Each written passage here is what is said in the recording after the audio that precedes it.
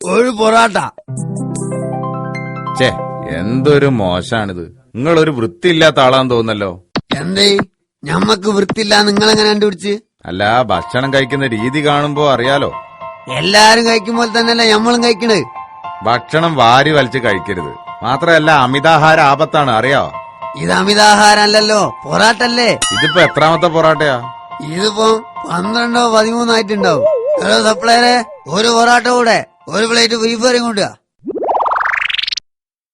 ഏയ് സുഹൃത്തെ, മതി, ഇങ്ങനെ കഴിക്കരുത്. നിങ്ങക്ക് വേണ്ടത് ഇവിടെ ഉണ്ടാവും ചങ്ങായി. ഇത് വലിയ ഇടങ്ങാറായി പോയല്ലോ. സ്വസ്ഥമായിട്ട് ഭക്ഷണം കഴിക്കാൻ സമ്മതിക്കൂല വെച്ചാല്. ഞങ്ങളുടെ നാട്ടിലൊക്കെ മിതഭക്ഷണ. കയ്യിൽ പൈസ ഉണ്ടാവൂല, അതന്നെ കാര്യം. അതൊന്നുമല്ല, ഞങ്ങള് ഭയങ്കര ബുദ്ധിമാന്മാരാ. അതുകൊണ്ട് ബുദ്ധിയിലും ശക്തിയിലും ഞങ്ങളെ വെല്ലാൻ ആർക്കും കഴിയില്ല. ഇയാളൊരു പൊങ്ങച്ചക്കാരനാണല്ലോ. ഒരു പണി കൊടുത്തില്ലെങ്കിൽ ഒരു സമാധാനം കിട്ടൂല. എങ്കിലും നമുക്കൊരു പഞ്ചഗുസ്തി നടത്തിയാലോ? അതെ, നിങ്ങൾ അത്ര വലിയ വർത്താനൊന്നും പറയണ്ട. ശക്തിയുടെ കാര്യത്തിൽ നമ്മളാൾക്കാർ അത്ര മോശമൊന്നല്ല. അതെ, പാരമ്പര്യമായിട്ട് ഞങ്ങൾ ഗുസ്തി വീരന്മാരാ. ആണല്ലേ?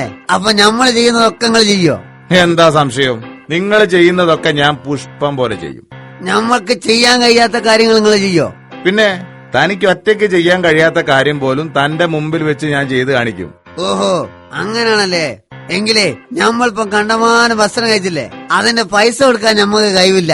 നിങ്ങളെ ഒന്ന് കൊടുത്ത് കാണിക്ക്. കൊടുക്കീന്ന് ഞമ്മളൊന്ന് നോക്കട്ടെ ഉയ്യാപ്പിളെ.